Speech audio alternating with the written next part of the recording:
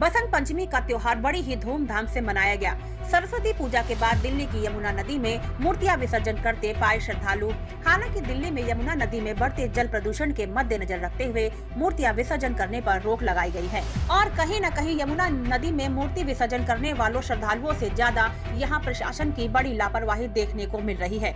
जहां हजारों की तादाद में तीगीपुर यमुना घाट, झंगोला यमुना घाट पर श्रद्धालुओं सरस्वती पूजन के बाद मूर्ति विसर्जन करने पहुंचे और प्रशासन की तरफ से कोई भी आपातकालीन स्थिति से निपटने के लिए कोई भी पुख्ता इंतजाम नहीं है।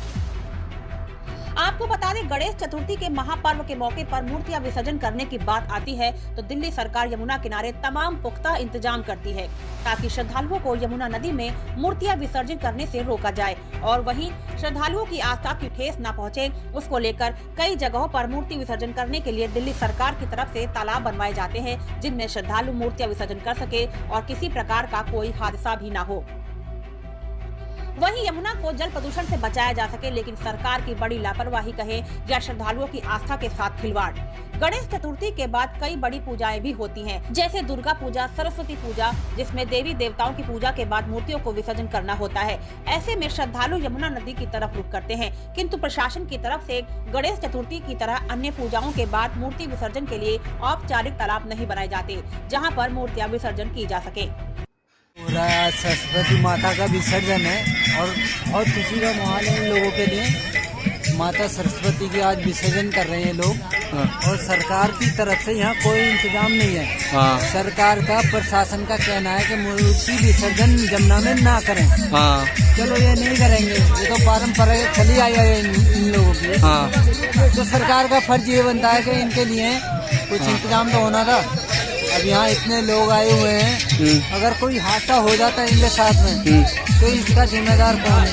उनको प्रशासन को ही कहा जाएगा। तो इंतजाम नहीं है, श्रद्धालु ज्यादा आ रहे हैं और विसर्जन भी कर रहे हैं। हम कहता है कि इसमें विसर्जन न करें तो अपने आदमी फैसिलिटी के लिए, उनको समझाने के लिए कि भाई कोई हादसा न हो जाए। आपको बता दें, हर वर्ष मूर्ति विसर्जन के समय कई श्रद्धालुओं के डूबने की खबरें मिलती हैं, पर प्रशासन हादसे का जिम्मेदार श्रद्धालुओं को ही ठहराता है। लेकिन कहीं न कहीं यमुना में होने वाले हादसों में प्रशासन की भी बड़ी लापरवाही होती है।